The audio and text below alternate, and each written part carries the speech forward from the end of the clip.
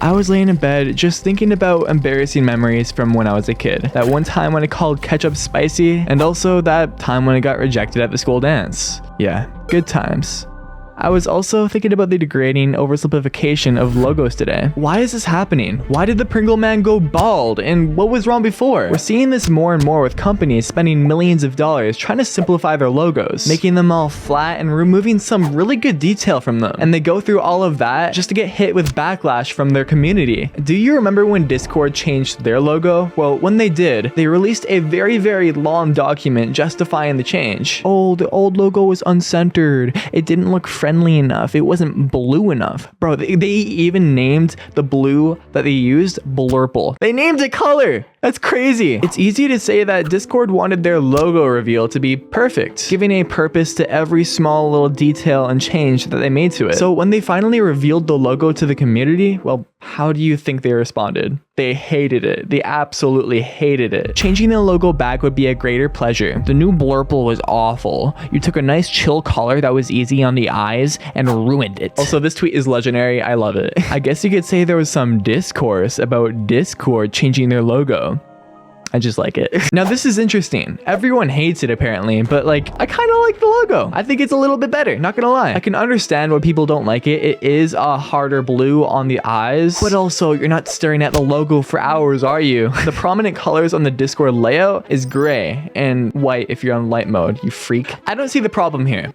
But I'm sure you've seen this meme, the evolution of the Firefox logo, and it goes from a nice inspired fox looking out a window, degrading down to whatever this is. But I hate to break it to you, this is a bunch of misinformation. This is the logo right here, right in the wild. Todd is still alive, don't you worry. Now, let's be real. I'm sure some people love this logo. I just haven't heard a single soul say they like it. So, I'm giving you a chance. Go in the comment section down below, leave your opinion. Which logo do you think is the best? Personally, for me, it's 2004 to 2005. That's just me. But regardless, like many people, I still don't understand why companies do this. This article right here reads that the simplification of logos gives them a so-called digital facelift. It makes them appear more modern. Now, let's write that down. Reasons why modern logos are good. All right? And I gotta say, as much as I hate this entire logo simplification thing, it kind of works in some cases. For example, the Pepsi logo. It's red and blue, it's easily recognizable, and whenever you see it, you just know that's Apple. I actually do like the Pepsi logo. It's super simple and it works. And same thing with MasterCard. When you see it, you just know, yeah, that's MasterCard. It couldn't get more simple.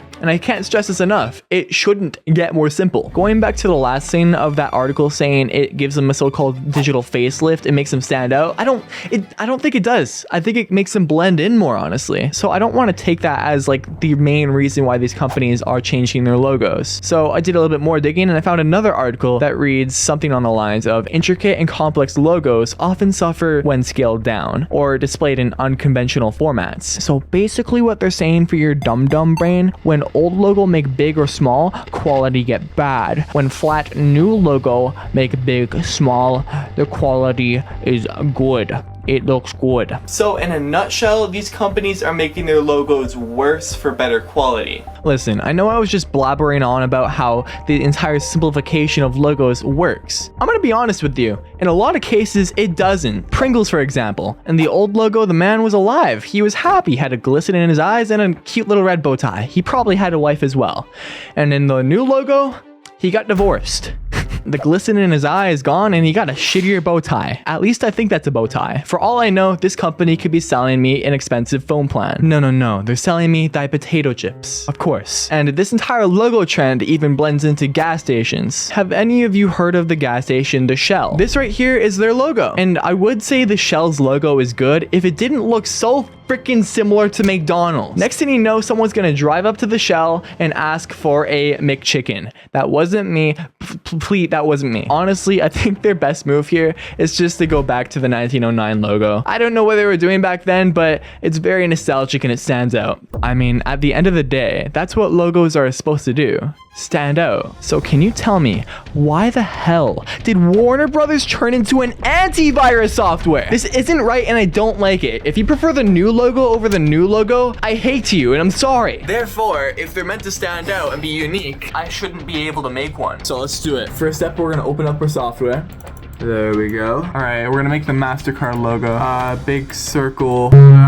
Phil, what does the MasterCard logo look like? What does it look like? It's orange and red. Why are they both red? I just made 2 red bones. Oh, it's because of this thing. I'm a graphic designer. I'll just block that out. Orange, red, orange, red.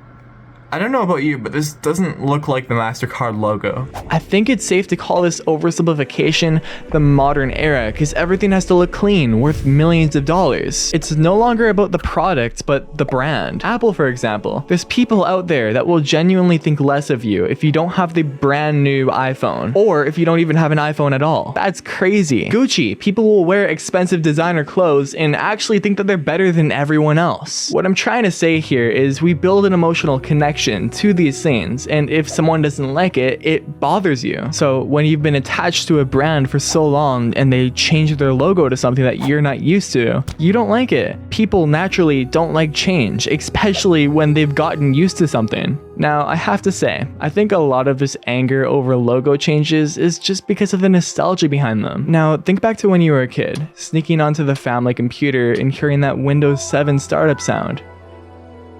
It's a core memory for so many people, but now it's dead. It's like a childhood memory that we're never gonna get back, but we still want to keep around. You hear this now.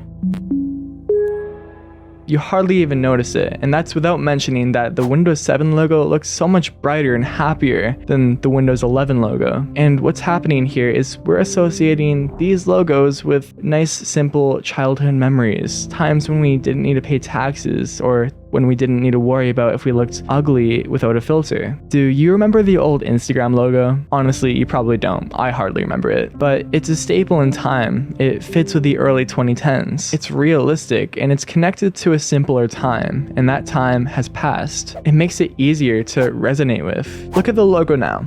It's just boring, but it's also important to realize that everything is very, very temporary. The kids growing up at this very moment are currently building connections to these brands. One day we'll look back at this time and feel nostalgic. Naturally, we want what we can't have, and we just need to learn how to be happy with what we got. We're not kids anymore, and everything changes. Maybe one day, the generation growing up right now will look back at this time, see the logos, hear that Windows 11 startup, and feel nostalgic.